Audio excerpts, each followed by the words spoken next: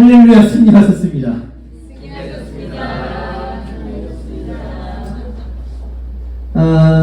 여러분들 어떤 사람이 되고 싶으세요? 라고 질문을 드리면 여러 가지 너무 뜬구름 잡는 이야기 아닐까 어떤 그런 질문들이 또 생각이 나겠지만 이렇게 한번 질문해 볼게요.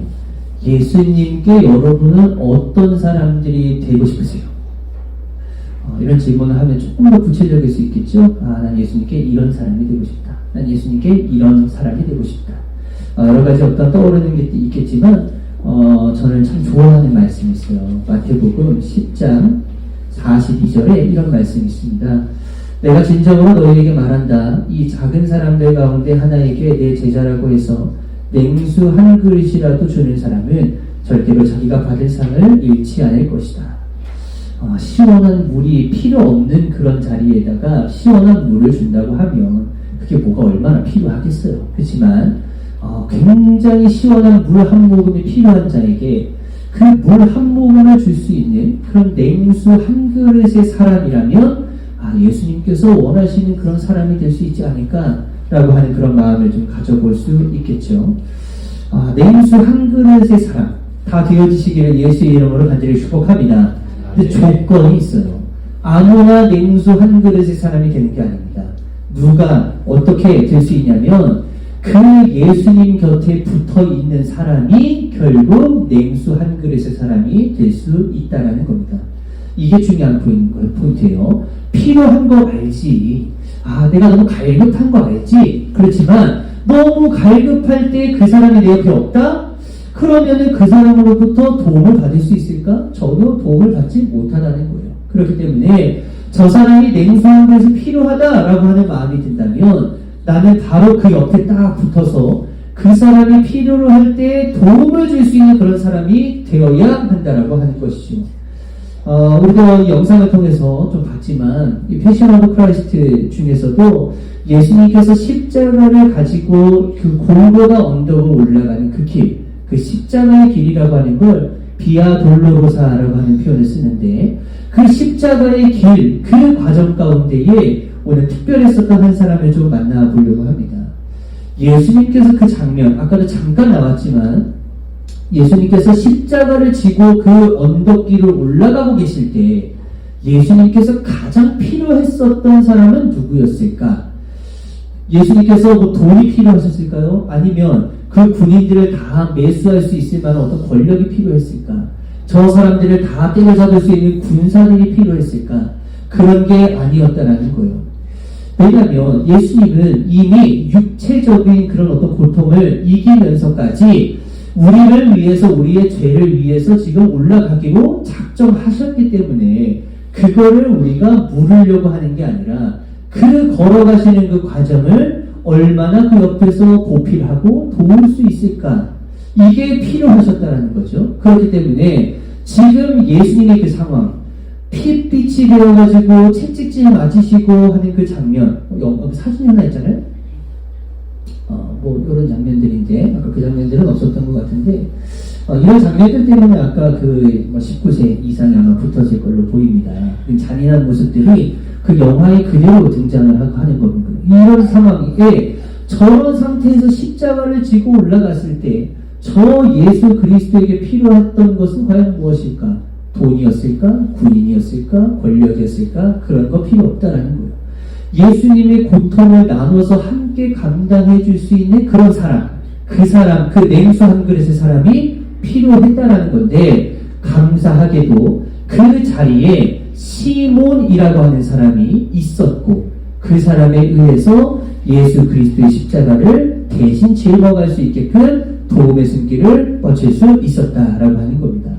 시몬이 뭐 대단해서 그 자리에 있었고, 시몬이 뭐 대단해서 그 사람들에게 픽이 됐고 예수님의 십자가를 질 수 있었을까? 그런 게 아니에요. 그 사람이 특별한 일이 있었던 게 아니라 그 사람이 그냥 그 자리에 있었기 때문에 그 사람이 선택되어졌고 그렇게 십자가를 질 수 있었다라고 하는 겁니다. 그렇기 때문에 여러분들이 예수님께 또는 하나님께 쓰임받기를 원하신다면 그 옆에 자리를 늘 고수하고 떠나지 않을 수 있게 되시는 우리 귀한 성도님들 되시기를 예수의 이름으로 간절히 축복합니다. 이런 거죠. 간만에 TV 좀 보려고 하면은 뭐가 없어요. 꼭 리모컨이 맨날 어디로 사라져. 너무 귀가 간지러워가지고 어디 한번 귀 좀 파봐야지 했는데 늘 그때마다 뭐가 계속 사라져요? 없는 거예요. 귀비가 자꾸 없어지는 거죠. 필요할 때 이렇게 찾으면 없는 그런 인생들 말고 딱 필요할 때 그 자리에 딱 준비되어져 있어서 언제든지 쓰임받게 되어지는 그런 성도님들이 좀 되어져야 되지 않을까라고 하는 겁니다. 이런 냉수 한 그릇과 같이 진짜로 필요할 때 쓰여질 수 있는 그런 성도님들이 우리 귀한 성도님들 되어주시기를 예수 이름으로 간절히 축복합니다. 이 시몬이라고 하는 사람에 대해서 오늘 좀 말씀을 나눠보려고 하는데 이 사람이 어디 살고 있었던 사람이냐면요, 구레네라고 하는 지역에 살고 있었던 사람이에요. 이 지역이 어딘지 제가 지도를 좀 준비했는데 보이세요? 지금 예루살렘 여기에요. 여기 예루살렘에서 예수님께서 십자가에 못 박혀 돌아가시잖아요. 근데 이 예루살렘으로부터 저쪽 북아프리카 쪽이에요. 저기가 북아프리카. 저기 구레네라고 하는 지역이 저쪽 지역입니다. 당시 유대인들, 이 사람도 유대인이었었던 것 같아요. 그러니까 유대인들이 예루살렘에만 있는 게 아니라 이곳 저곳 막 흩어져서 그렇게 살아가고 있었던 모양입니다.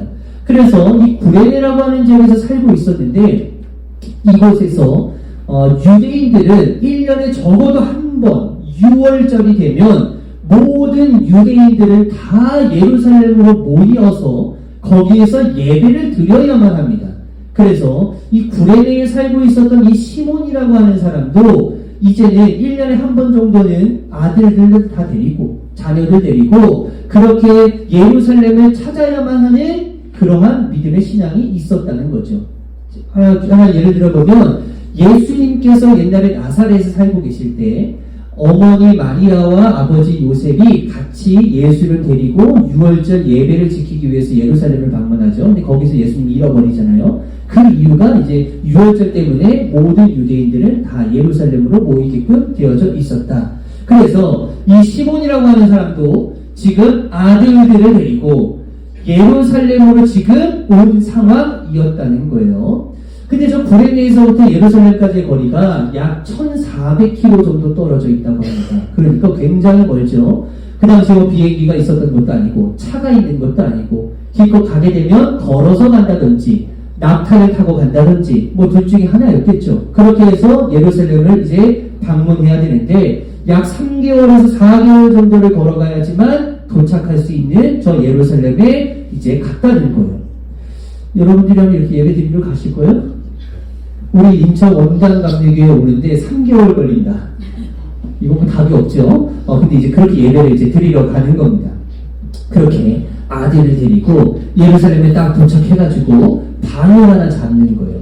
왜냐면 이때 대목이잖아요. 모든 유대인들이 다 예루살렘에 모이는 거니까 숙박업소가 얼마나 지금 대박을 치겠어요. 그래서 이제 이 아버지 시몬과 이 아들하고 같이 이제 숙박을 하기 위해서 방을 딱 잡고 짐을 다 풀어놓고 아버지가 아들을 데리고 이제 그 길거리로 나오는 거예요. 나와가지고 이렇게 이야기를 하는 겁니다. 야 아들아, 여기가 말이야 예루살렘 성전이야.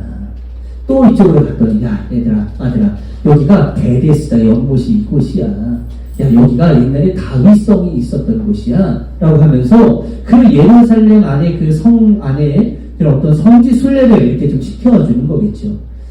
요즘으로 따지면 시골에 살고 있는 아버지가 아들을 챙겨가지고 야 우리 서울 구경 가자 해가지고 서울에 이제 데리고 올라와가지고 숙박 딱 하나 해놓고 야 여기가 남산이라고 하는데 남산도 구경 가고 여기가 롯데월드야 임마 아들하고 같이 하루 좀 놀고 그 다음날 가가지고 여기가 한강이에요.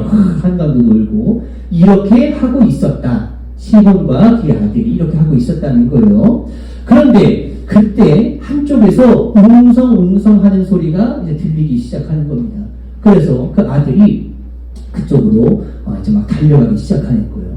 이 아버지는 아들 놓치면 안 되잖아요. 그래서 이 아버지는 아들을 또 쫓아가는 그런 어떤 장면들이 있겠죠. 그래서 아들이 그 웅성웅성 하는 사람들 틈을 막 비집고 들어가가지고 이제 그 장면을 보게 되는데 어떤 한 낯선 남자가 십자가 같은 것을 하나 이렇게 짊어지고 걸어가고 있는 장면을 이제 보게 되는 거예요.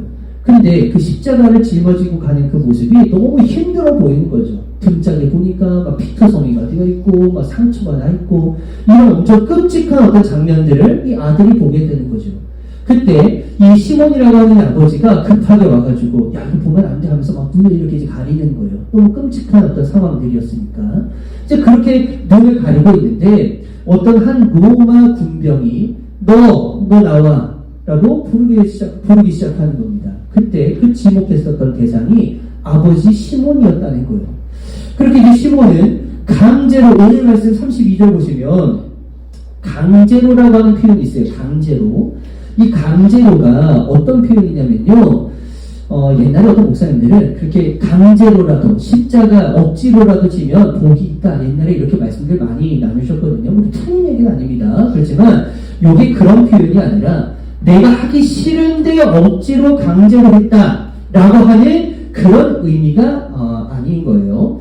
내가 선택할 수 없는 상황에서 강제로 진 것, 요걸 이야기하는 겁니다. 그러니까 내가 선택할 수 있어요. 나 이거 지고 질 수도 있고 지지 않을 수도 있지만 그래 내가 억지로 이걸 했다 이런 표현이 아니라 나에겐 선택권이 아예 없어요. 그냥 시키면 무조건 해야 되는 겁니다. 이 강제로라고 하는 표현이 헬라어로는 앙가로스라고 하는 헬라어를 쓰는데 이건 뭐냐면 왕의 명령을 이야기하는 거예요. 그러니까 왕이 너 이거 해 라고 하면 선택권은 나한테 있어요 없어요? 전혀 없는 것처럼 난 당연히 무조건 해야 되는 것처럼 이 시몬도 지금 로마 군병이 이 강제로 지게 했다는 건 내가 선택권이 없고 나는 무조건 저 로마 군병이 시키는 대로 해야 하기 때문에 강제로 십자가를 질 수밖에 없었다라고 하는 그런 표현이 되는 겁니다. 그렇게 아버지 시몬은 그렇게 착출이 되어가지고 그 쓰러져 있는 낯선 남자의 그 십자가를 대신 이제 짊어지게 되는 거죠. 한쪽 어깨에다가 십자가를 지고 또 한쪽 어깨에다가는 그 쓰러져 있는 낯선 남자를 일으켜 세워서 한쪽 어깨에는 부축을 하면서 이제 그 언덕을 올라가게 되는 겁니다. 그때 시몬은 그 자기 어깨에 부축되어지고 있는 그 남자에게 이렇게 이야기하는 거예요. 당신이 도대체 어떠한 죄를 지었길래 지금 이런 끔찍한 일을 경험하고 있는 것인지 나는 잘 모르겠습니다. 그렇지만 이 언덕 이제 그래 금방 끝나요. 저랑 같이 올라갑시다. 이렇게 그 낯선 남자에게 그렇게 이야기를 하는 거죠. 그리고 이 장면을 바라보고 있는 그의 아들에게도 이렇게 이야기를 하는 겁니다.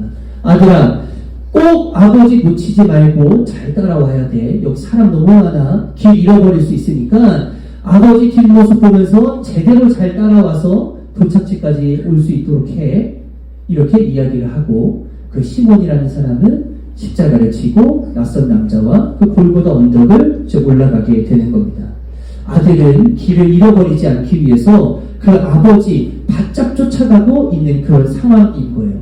마침내 언덕 위에 도착을 했고 이 시몬이 자기가 짊어지고 가던 십자가를 내려놨고 자기 어깨에 부축하고 있었던 한 낯선 남자를 내려줬고 이 시몬은 올라가고 있었던 도중에 자기가 영문도 모른 채 지금 십자가를 지고 올라가고 있지만 주위에서 이상한 소리들이 들리는 거예요. 막 사람들이 그 사람을 욕하고 손가락질하고 막 그렇게 심한 이야기, 조롱하는 이야기들을 그가 같이 듣고 올라갔었던 거예요. 그리고 그 사람이 진짜 십자가에 못 박혀 올라가는 그런 장면들과 이 사람이 죽어가는 그런 모습들을 이 시몬과 그의 아들이 함께 그 장면을 이제 보게 되는 것이죠. 그렇게 뭔가 찝찝한 그런 상태의 마음을 가지고 그 유월절의 예배를 다 드린 뒤에 이제 그 시몬은 아들과 함께 다시 어디로 돌아가요? 구레네라고 하는 곳으로 돌아가게 됩니다. 그렇게 광야길을 걸어가고 있는데 뭔가 계속 찝찝한 거예요. 내가 그 십자가를 짊어졌는데 계속 찝찝해. 사람들이 저 사람을 막 조롱하고 욕했었던 그런 이야기들이 참 찝찝하게 계속 남아있는데 그 예루살렘으로부터 며칠 뒤에 소식이 들려오는 거예요. 그 소식이 어떤 소식이냐? 다시 살아나셨대 라고 하는 그런 소식을 이제 듣게 되는 겁니다. 그러고 나서 이게 무슨 소린가 하고 또 이제 길을 가는데 또 이야기가 들려오는 거예요. 야, 그분 다시 살아나셨는데 이제 승천하셨대 라고 하는 그런 소식을 또 이제 듣게 되는 거죠. 그때 또 길을 걸어가는데 또 다른 소식들이 들려옵니다. 야, 그분이 메시아셨대. 우리의 죄를 위해서 이 땅에 오셔서 하나님의 아들로 오셔서 우리의 죄를 위해서 십자가에 돌아가신 그분이 바로 그분이셨대. 라고 하는 그 이야기를 이 시몬이 집에 돌아가면서 이제 듣게 되는 겁니다. 그 순간 자기가 경험했었던 그런 일들, 자기가 봤었던 그런 장면들이 딱 떠오르면서 그 시몬의 세계관이 완전히 뒤바뀌게 되는 거예요. 그래서 이 시몬이 어떻게 변화되었는가라고 하는 그런 이야기들은 성경에 기록이 되어져 있지는 않지만 그의 아들의 모습을 우리가 좀 살펴봐야 되거든요. 그 아들은 이미 마음과 눈에는 지워지지 않는, 마치 화상을 입어서 흉터가 진 게 없어지지 않는 것처럼 내 눈에 너무 선명하게 박힌 그 끔찍한 장면이 있었어요. 어떤 한 낯선 아저씨가 그 십자가를 지고 가는데 계속 쓰러지는 장면들, 그리고 그 십자가를 통해서 또 우리 아버지가 대신 그 십자가를 짊어지고 그 낯선 아저씨와 함께 같이 올라가는 그런 장면들, 이거는 평생에 지워지지 않는 그에게 각인된 장면이었다는 거예요. 그러면서 그 아들이 깨닫게 되는 겁니다. 아, 십자가는 저렇게 지는 거구나. 예수를 따라간다라고 하는 건 저렇게 따라가는 거구나 라고 하는 것을 이 시몬의 아들이 깨닫게 되는 겁니다. 그래서 수십 년이 흐르게 되고 이 아들이 어른이 돼서 성인이 되어서 어떻게 되냐면 로마 교회의 지도자가 되게 되는 거예요. 마가복음 15장 21절 말씀에 이렇게 되어져 있습니다.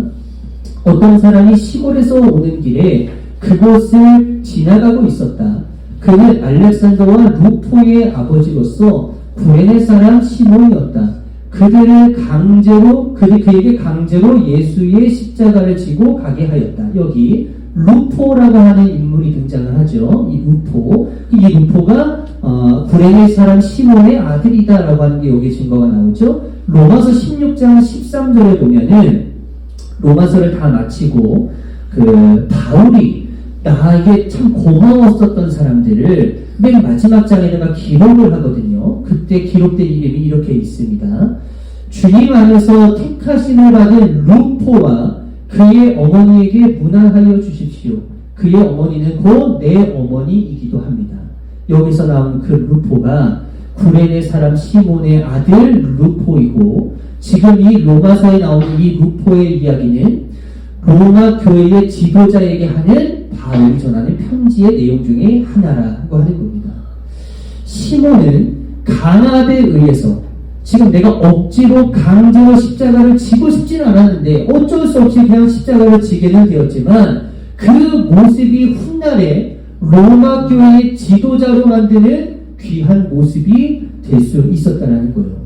내가 의도한 것은 아니었습니다. 나는 그저 그냥 시키는 대로 했을 뿐이에요. 그런데 직접 자신의 몸으로 그 증인에 대한 삶을 살아냈었던 그 아버지 시몬의 모습을 바라보면서 증인된 삶은 저렇게 사는 거구나.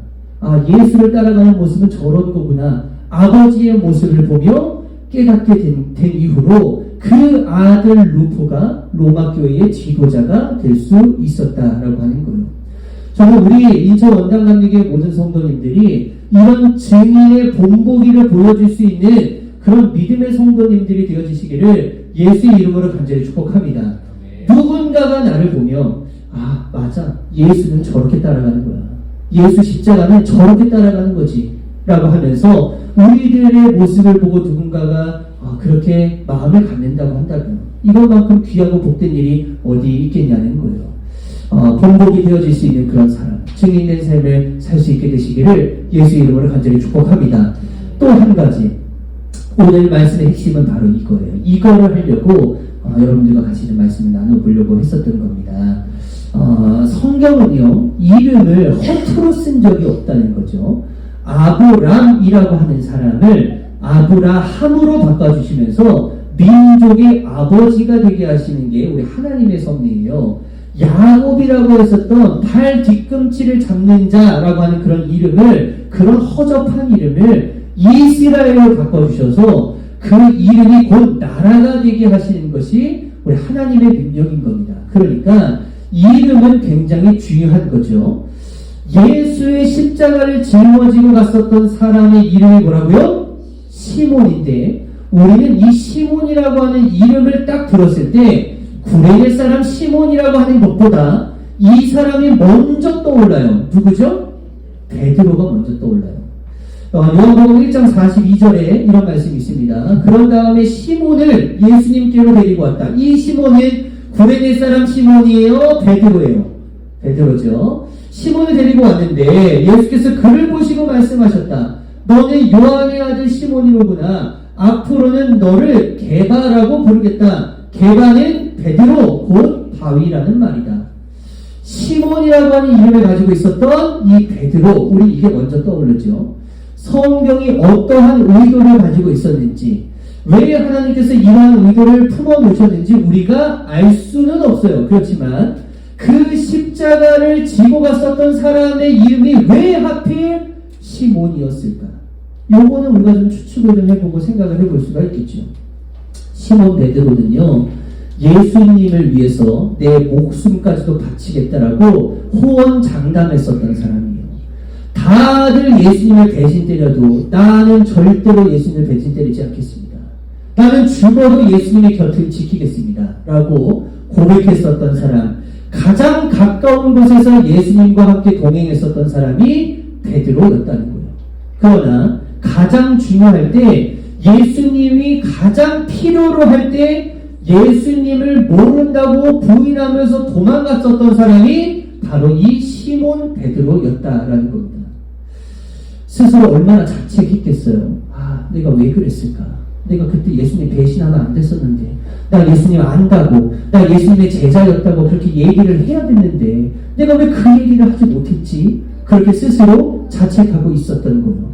그렇게 예수님께서 고난을 받으시고 십자가를 가지고 그 언덕을 올라가시는 그 장면을 이 베드로는 봤을까요? 안 봤을까요? 저는 봤을 거라고 봐요. 근데 먼 발치에서 봤을 겁니다. 왜냐하면 가까이 갔다가 나 잡힐 수도 있으니까, 나 무서우니까, 나 두려우니까 차마 가까이 가지는 못하지만 먼 발치에서 예수님께서 십자가를 지고 올라가시는 그 장면, 막 채찍에 맞고 그런 장면들을 먼 발치에서 볼 수밖에 없었다는 거죠. 그때마다 마음이 막 찢어질 듯 아팠을 거예요. 아, 내가 저 십자가 대신 지어드려야 되는데. 근데 용기가 나진 않아요. 갈 수는 없어요. 두려워서 찾아갈 수는 없는 겁니다. 그러니까 그냥 속으로만, 내가 저 십자가 지어야 되는데, 내가 속으로만, 마음으로만 내가 저 십자가 대신 지어드렸어야겠는데 라고 하는 그런 바보 같은 생각들을 가지고 있을 때, 그때 로마 군병이 손가락질하면서 누군가를 손가락질하는 거예요. 너 나와. 근데 마침 그 사람의 이름이 뭐예요? 시몬이었다는 거예요. 그래서 그 어떤 한 사람이 이 십자가를 지고 그 올라가는 그 장면을 이 아들만 지켜본 게 아니라 베드로도 그 장면을 뒤에서 지켜볼 수밖에 없었다는 거죠. 근데 가뜩이나 저 사람이 나랑 이름도 똑같아. 야, 저 자리 내가 있었어야 되는 자리인데, 저 십자가 내가 짊어져야 되는 자리인데, 야, 어떻게 다른 사람, 그리고 나랑 똑같은 어떤 이름을 가진 사람은 어떻게 저 사람이 가지고 올라갈까? 이런 생각들이 이제 갖게 되었다는 겁니다. 그 구레네 사람의 그 모습을 통해서 그 베드로가 각성했던 것 같아요. 물론 그 이후에도 예수님이 부활하시고 그 모습을 미안해서 예수님 이 먼발치에서 계속 이렇게 쭈뼛쭈뼛 그러는 데는 그런 모습들의 장면들이 계속 있지만 떠나지는 않는다라는 겁니다. 그 구레네 사람의 그 모습을 통해서 이 베드로가 깨닫게 된 거예요. 아, 예수의 십자가 저렇게 지는 거였지. 아, 내가 도망가면 안 됐었지. 그렇게 각성한 베드로가 훗날 예루살렘에 세워지는 그 성전에서 지도자가 되어지는 것이고, 그가 나중에는 내 십자가, 나는 똑같이 예수님이랑 똑같이 십자가를 지지 못한다. 그리고 거꾸로 십자가를 매답니다. 그래서 거기에 못 박혀서 죽는 사람이 베드로의 마지막 인생이었다는 거예요. 이 구레네 사람의 시몬의 역할은 베드로에게 있어서 거울과도 같았던 거예요. 아, 맞아, 저렇게 하는 거였는데. 그러니까 이 구레네 사람 시몬의 이 모습이 얼마나 귀한 모습이었을지 우리가 다시 한번 생각해 볼 수가 있는 거겠죠. 여러분들은 이런 시몬의 삶을 살고 계십니까? 이거 우리가 좀 심각하게 바라봐야 되는 거거든요. 우리가 사순절을 이렇게 지나오는데 아무 의미 없이 그냥 지나가는 사람들도 꽤나 많습니다. 내가 예수를 따른다라고 하는 건 내가 내 십자가를 지고 따라갈 수 있어야 되는데 내가 내 십자가 이거 다 내버려두고 그냥 몸만 편하게 가고 있었던 건 아닐까. 이 구레네 사람 시몬이 굉장히 훌륭했었던 건 뭐냐면 예수님께는 가장 필요한 존재가 그가 될 수 있었던 것이고 아들 루포가 예수 그리스도가 세워지는 그리고 이 로마 교회가 세워지는 가운데에 주축을 만들 수 있었던 그 증인의 삶을 이 아버지 시몬이 살아갔었던 것이고 가장 중요한 누군가에게는 거울이 되어줘서 맞아 예수를 믿는 건 저 사람처럼 믿는 거야 예수를 따른다라고 하는 건 저 사람처럼 따라가는 거야 라고 하는 누군가에게 거울의 모습을 보여줄 수 있었던 그 모습이 시몬의 모습이었다라고 하는 것이죠. 내가 과연 이런 삶을 살아가고 있을까? 여기에 자신있게 그렇습니다라고 이야기할 수 있는 사람은 아마 없을 거예요. 그렇지만 우리가 그렇게 삶을 살아가고 수 있도록 늘 애쓰고 노력할 수 있어야 된다는 거죠. 난 누군가에게 거울이 된 모습을 보여줄 수 있나? 난 누군가에게 어떤 본보기가 될 수 있을 정도의 신앙을 가지고 있나? 나 누군가가 필요로 할 때 내가 옆을 떠나지 않고 늘 그 자리에서 그 사람의 도움을 줄 수 있는 그런 성도로 살아가고 있나? 여러분 다시 한번 여러분들의 신앙을 점검하셔서 이 시몬, 그 시몬, 구레네 사람 시몬의 모습처럼 누군가에게 도전해 줄 수 있고 거울을 삼아 줄 수 있고 냉수 한 그릇의 사람처럼 굳건히 세워져서 하나님 앞에 칭찬받을 수 있게 되시는 우리 귀한 성도님들 되시기를 예수 이름으로 간절히 축복합니다.